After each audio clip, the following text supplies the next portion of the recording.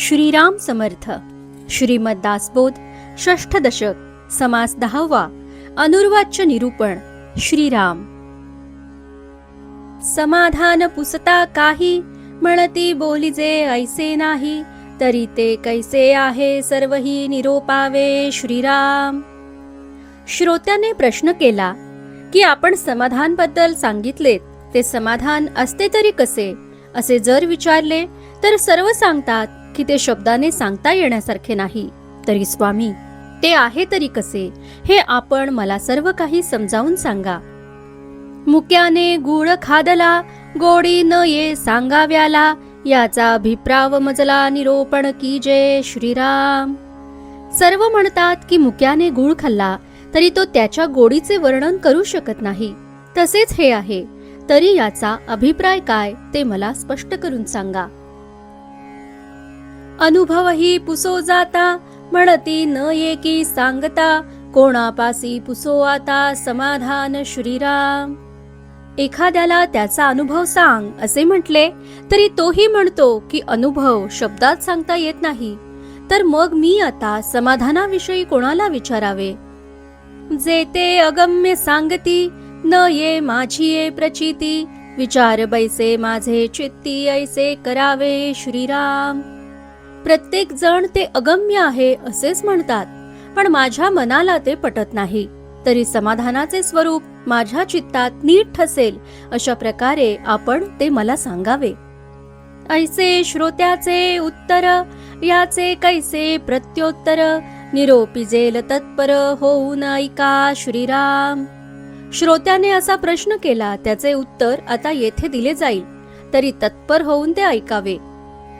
जे समाधानाचे स्थळ, किंतो अनुभवची केवळ, ते स्वरूप प्रांजळ बोलो न दाऊ. श्रीराम.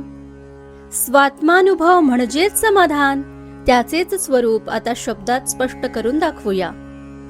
जे बोलास आकळेना, बोलिल्या विणही कळेना, जयासी कल्पिता कल्पना हिमपुटी होये. श्रीराम.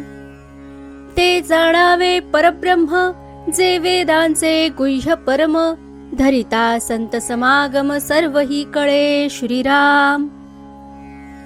जे शब्दात गवसत नाही, पण शब्दात सांगितल्याखेरीज जे कळतही नाही, आणि ज्याची कल्पना करू जाता कल्पनाच नष्ट होते, त्यालाच परब्रह्म म्हणून जाणावे. जे वेदांचेही परम रहस्य आहे, ते परब्रह्म संत समागम केल्यानेच पूर्णपणे कळते. तेची आता सांगिजेल, जे समाधान सखोल, ऐक अनुभवाचे बोल अनुर्वाच्य वस्तू. श्रीराम. खरे तर शाश्वत समाधानाचे शब्दात वर्णन करणे शक्य नाही, पण तरी तू आता मी माझ्या अनुभवाचे बोल सांगतो ते नीट ऐक. सांगता न येते सांगणे, गोडी कळाया गुळ देणे, ऐसे हे सद्गुरु विणे होणार नाही. श्रीराम. जे सांगता येत नाही ते सांगायचे आहे. गुळाची गोडी कळावी म्हणून गुळच खायला द्यावा, तसे हे आहे, पण सद्गुरु शिवाय हे होऊ शकत नाही. सद्गुरु कृपा कडे त्यासी, जो शोधील आपणासी, पुढे कळे अनुभवासी आपे आप वस्तू. श्रीराम. जो आपला पण शोध घेण्याचा प्रयत्न करतो त्याच्यावर सद्गुरु कृपा होते, आणि पुढे त्याला आपोआप अनुभव येऊन आत्मवस्तूचा लाभ होतो. दृढ करून या बुद्धी, आधी घ्यावी आपशुद्धी, तेणे लागे समाधी अकस्मात. श्रीराम. बुद्धीचा दृढ निश्चय करून आपण कोण याचा शोध घ्यावा. असा शोध घेत असता अकस्मात समाधी लागते. आपले मूळ बरे शोधिता, आपली तो माईक वार्ता, पुढे वस्तूच तत्वता समाधान. श्रीराम. आपल्या मूळ स्वरूपाचा शोध घेऊ लागल्यावर ज्याला आपण पूर्वी मी असे मानत होतो, तो देह तर पांचभौतिक माईक आहे व आपण त्यापासून अलग आहोत. किंबहुना आपण तत्वतः आत्मवस्तूच आहोत, हा अनुभव साक्षात येतो. ही स्थिती व समाधान भिन्न नाही. आत्मा आहे सर्व साक्षी, हे बोलिजे पूर्व पक्षी, जो कोणी सिद्धांतलक्षी तोची सिद्ध. श्रीराम. आत्मा हा सर्वसाक्षी आहे, हा पूर्व पक्ष आहे, हे साक्षीत्वही पुढे राहत नाही व जो सिद्धांताशी एकरूप होतो तोच सिद्ध होय. सिद्धांत वस्तू लक्षू जाता सर्व साक्षी ते अवस्था आत्मा तीहून परता अवस्थातीत श्रीराम. आपल्या खऱ्या स्वरूपाचा शोध घेत असता प्रथम मी म्हणजे देह नव्हे, मी साक्षी आहे असे या अवस्थेत वाटत असते. म्हणजे सूक्ष्मपणे द्वैतभाव शेष असतोच, पण आत्मा हा अवस्थातीत असल्याने ही अवस्था ही ज्यावेळी राहत नाही त्यावेळी स्वानुभव रूपाने जीव ब्रह्मैक्य होते. पदार्थ ज्ञान जेव्हा सरे द्रष्टा द्रष्टेपणे नुरे ते समयी उतरे फुंज मीपणाचा श्रीराम. ज्यावेळी पदार्थ ज्ञान संपूर्ण नष्ट होते एवढेच नव्हे तर द्रष्ट्याचे द्रष्टेपणही उरत नाही त्यावेळी मीपणाचा डौलही नष्ट होतो. जेथे मुराले मीपण तेची अनुभवाची खूण अनुर्वाच्य समाधान या कारणे बोलिजे श्रीराम. मीपणा संपूर्णपणे विरणे हीच अनुभवाची खूण आहे, म्हणूनच समाधान हे अनिर्वाच्य आहे असे म्हटले जाते. अत्यंत विचाराचे बोल तरी ते माईक फोल शब्द सबाह्य सखोल अर्थची अवघा श्रीराम. अत्यंत विचारपूर्वक बोललेले शब्द जरी असले तरी ते दृश्याच्या अंतर्भूत असल्याने माईकच असतात, म्हणून नाशिवंतच असतात. पण त्यात जो अंतर्बाह्य असा सखोल अर्थ असतो तो सूक्ष्म असतो, अदृश्य असतो. शब्दा करिता कळे अर्थ अर्थ पाहता शब्द व्यर्थ शब्द सांगे ते यथार्थ परी आपण मिथ्या श्रीराम. शब्दाच्या माध्यमामुळेच अर्थ कळतो, पण अर्थ कळला की शब्दांची आवश्यकता राहत नाही.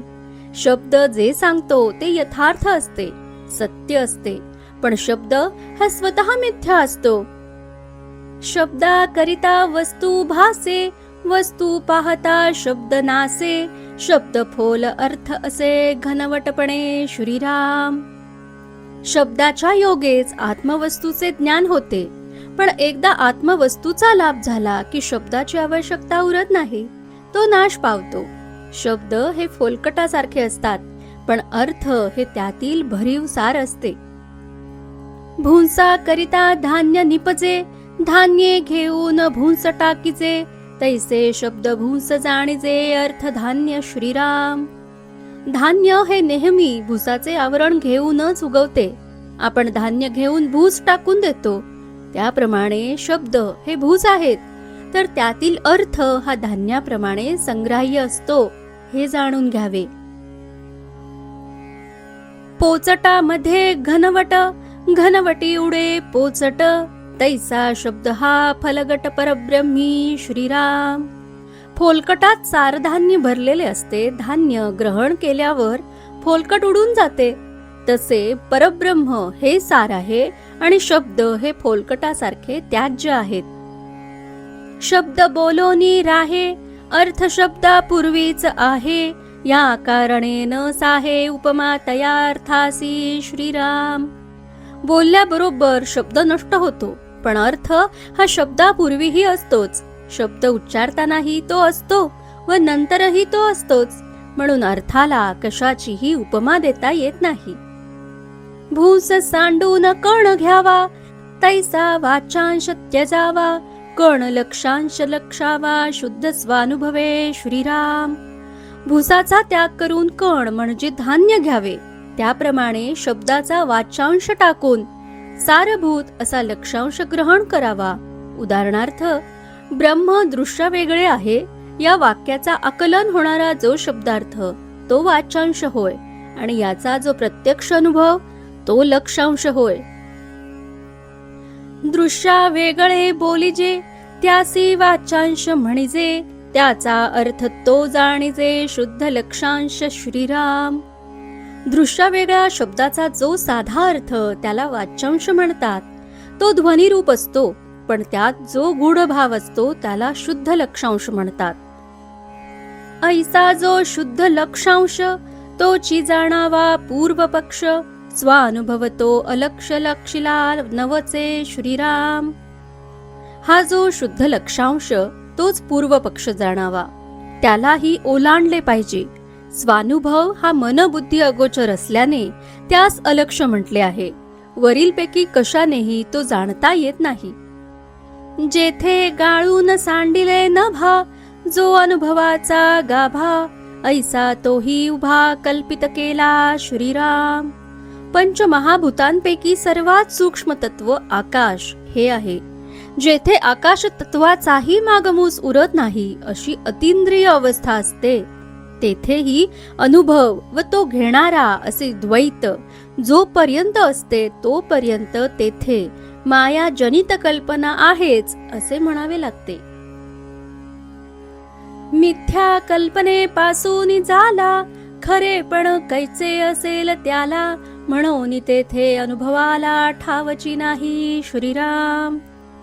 जो कल्पनेपासून आला तो अनुभव मिथ्याच होय, त्याला खरेपणा येईलच कसा. म्हणून आत्मस्वरूपाच्या ठिकाणी अनुभवाला जागाच नाही. दुजे वीण अनुभव हे बोलणेची तो वाव, या कारणे नाही ठाव अनुभवासी श्रीराम. जेथे अनुभव आणि अनुभव घेणारा असतो तेथेच त्या अनुभवाची जाणीव होते.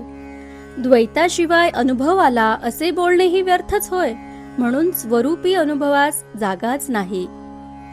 अनुभवे त्रिपुटी उपजे, अद्वैती द्वैतची लाजे, म्हणून बोलणे साजे अनुर्वाच्य श्रीराम. जेथे अनुभव असतो तेथे अनुभाव्य, अनुभाविता आणि अनुभव अशी त्रिपुटी उत्पन्न होते. अद्वैतात द्वैत समूळ नष्ट झालेले असते, म्हणून तेथे भाषा उपयोगी पडत नाही. म्हणून त्यास अनिर्वाच्य म्हणणेच योग्य ठरते. दिवस रजनीचे परमित्य, करावया मूळ आदित्य, तो आदित्य गेलिया उर्वरित त्यासी काये म्हणावे श्रीराम. दिवस आणि रात्रीची मर्यादा सूर्यावर अवलंबून असते. तो सूर्य जर नाहीसा झाला तर शिल्लक उरलेल्यास काय म्हणावे, कारण मग दिवस रात्र हा भेदच राहणार नाही. शब्द मौन्याचा विचार, व्हावया मूळ ओंकार, तो ओंकार गेलिया उच्चार कैसा करावा श्रीराम. शब्द आणि मौन याचे संबंधी विचार केला असता त्याचे मूळ ओंकार आहे हे कळून येते. ते मूळ स्फुरण असून नादाची, ध्वनीची उत्पत्ती त्यापासून होते. तो ओंकारच जर नष्ट झाला तर ध्वनी, नाद उत्पन्न होऊच शकत नाहीत. मग शब्दांचा उच्चार होणार तरी कसा. अनुभव आणि अनुभविता, सकळ ये मायेची करिता, ते माया मुळी नसता त्यासी काये म्हणावे श्रीराम. अनुभव आणि अनुभविता हे सर्व मायेमुळेच प्रत्ययास येते. ती मायाच जर नष्ट झाली तर हे द्वैतही राहत नाही. मग अनुभव कुठला, त्याला वावच राहत नाही. वस्तू एक आपण एक, ऐसी असती वेगळीक, तरी अनुभवाचा विवेक बोलो येता सुखे श्रीराम. आत्मवस्तू वेगळी आणि तिचा अनुभव घेणारे आपण वेगळे, अशी वेगळी जर असती तर मग त्या अनुभवासंबंधीचा विचार सुखाने सांगता आला असता. वेगळेपणाची माता, तेल टिके वंधेची सुता, म्हणून या भिन्नता मुळीच आहे श्रीराम. माया हीच त्या वेगळेपणाची माता आहे. म्हणजे मुळात मायेचेच अस्तित्व जेथे नाही तेथे वेगळी भिन्नता आहे असे म्हणणे म्हणजे वंधेला मुलगी झाली म्हणण्यासारखेच आहे. म्हणून आत्मवस्तूच्या ठिकाणी अभिन्नता, अद्वैत हे मूळचेच आहे हे जाणून घेतले पाहिजे. अजन्मा होता निजेला, तेणे स्वप्नी स्वप्न देखिला, सद्गुरुस शरण गेला संसार दुःखे श्रीराम. अजन्मा म्हणजे अविनाशी आत्मा हा निजलेला होता, म्हणजेच त्याला आपल्या स्वस्वरूपाचा विसर पडला. त्यावेळी त्याला प्रथम स्वप्न पडले की मी म्हणजे देह आहे आणि ही दृढ समजूत झाल्यामुळे तो संसार दुःखाने दुःखी झाला होता. तोच त्याला त्या स्वप्नात स्वप्न पडले की तो त्या संसार दुःखामुळे त्रस्त होऊन तो सद्गुरूंना शरण गेला आहे. सद्गुरु कृपेस्तव झाला संसार वाव, ज्ञान झालिया ठाव पुसे अज्ञानाचा श्रीराम. सद्गुरु कृपेमुळे त्याला दृश्य जगत मिथ्या हे कळून चुकले व आपण देह आहोत हे अज्ञानही नष्ट होऊन आत्मस्वरूपाचे ज्ञान झाले. आहे तितुके नाही झाले, नाही नाही पणे निमाले, आहे नाही जाऊन उरले नसोन काही श्रीराम. दृश्य सृष्टी आहे अशी वाटत होती ती विवेकाने मिथ्या ठरली आणि नाही म्हणून जे वाटत होते तेही विरून गेले. याप्रमाणे जे आहे वाटत होते व जे नाही म्हणजे नव्हतेच ती दोन्ही म्हणजे दृश्यभाव व शून्यत्व जाऊन जे उरले ते परब्रह्म होय. शून्यत्वातीत शुद्ध ज्ञान तेणे झाले समाधान, ऐक्य रूपे अभिन्न सहज स्थिती श्रीराम. शून्यत्वाचे ही ज्ञान ज्याला होते तो शुद्ध ज्ञान स्वरूप आत्मा तेवढा उरला. त्याच्याशी ऐक्य होताच शाश्वत समाधान प्राप्त झाले व भिन्नत्व जाऊन अभिन्न अशी सहज स्थिती ऐक्य रूपाने प्राप्त झाली. अद्वैत निरूपण होता निमाली द्वैताची वार्ता, ज्ञान चर्चा बोलो जाता जागृती आली श्रीराम. अद्वैता संबंधीचे निरूपण ऐकले की द्वैत हे मिथ्या आहे हे कळून येते. आत्मज्ञाना संबंधी चर्चा केली की आपण देह नाही याची जाणीव होते. मी म्हणजे देह या अज्ञान निद्रेतून स्वस्वरूप ज्ञानरूपी जागृती येते. श्रोता व्हावे सावधान, अर्थी घालावे मन, खुणे पावता समाधान अंतरी कळे श्रीराम. श्री समर्थ म्हणतात की श्रोत्यांनी आता सावध व्हावे व जे बोलले जात आहे त्याच्या अर्थावर मन एकाग्र करावे, म्हणजे त्यांना आत्मज्ञानाची खूण पटून समाधान कसे असते हे अंतर्यामी कळेल. तेणे जितुके ज्ञान कथिले, तितुके स्वप्नावारी गेले, अनुर्वाच्य सुख उरले शब्दातीत श्रीराम. अद्वैताच्या निरूपणात शब्दाने जितके ज्ञान सांगितले जाते ते शब्द मिथ्या असतात, त्याप्रमाणे स्वप्नही मिथ्या असते, म्हणून ते स्वप्नाप्रमाणे मिथ्या ठरतात. पण आपण जर अर्थावर मन एकाग्र केले असेल तर मग शब्दातीत अशा अनिर्वाच्य आत्मसुखाशी तादात्म्य होऊन स्वस्वरूपानुभव येतो. तेथे शब्दे वीण ऐक्यता, अनुभव ना अनुभविता, ऐसा निवांत तो मागुता जागृती आला श्रीराम. त्या अवस्थेत शब्दाशिवाय ऐक्य होते. अनुभव व अनुभविता हे द्वैतही राहत नाहीत. तो निश्चल निवांत आत्मरूपी ऐक्य पावतो, हीच खरी जागृती होय.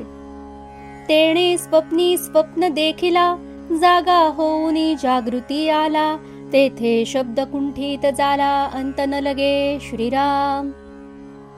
जीवाने स्वप्नात आणखी एक स्वप्न पाहिले होते. नंतर त्याच स्वप्नात संसार दुःखाने दुःखी होऊन सद्गुरूंना शरण गेल्याचे स्वप्न त्याने पाहिले. त्यामुळे त्याची अज्ञान निद्रा सरून तो स्वस्वरूपाविषयी जागृत झाला, म्हणजे त्याला शब्दज्ञान झाले. पण जागा होऊन जागृतीला आला, म्हणजे त्या शब्दांच्या अर्थाचे चिंतन करता करता तो अर्थाशी एकरूप झाला. त्यावेळी शब्दज्ञान कुंठित झाले व तो अनंताशी एकरूप झाला. या निरूपणाचे मूळ केलेची करू प्रांजळ, तेणे अंतरी निवळ समाधान कळे श्रीराम. या निरूपणाचे मूळ सार जे आहे ते आता परत स्पष्ट करून सांगतो, म्हणजे मग तुला समाधान म्हणजे काय ते अंतर्यामी कळेल. तव शिष्ये विनविले, जी हे आता निरोपिले, ते पाहिजे बोलिले मागुते स्वामी श्रीराम.